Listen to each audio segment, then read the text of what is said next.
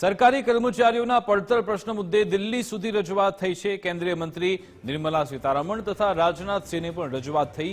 જૂની પેન્શન યોજના, ફિક્સ પગાર પ્રથા સહિત 5 મુદ્દે દિલ્હી સુધી રજૂઆત થઈ છે।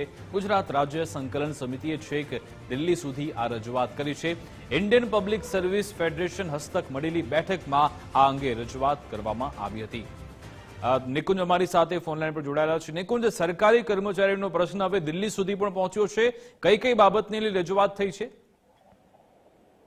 જૂની પેન્શન યોજના, ફિક્સ પગાર પ્રથા નાબૂદી સહિતના અલગ અલગ 5 વિષયો છે। આ વિષયોને લઈને દિલ્હી સુધી રજૂઆત કરવામાં આવી છે। ગુજરાત રાજ્ય સંકલન સમિતિ દ્વારા આ રજૂઆત કરાઈ છે।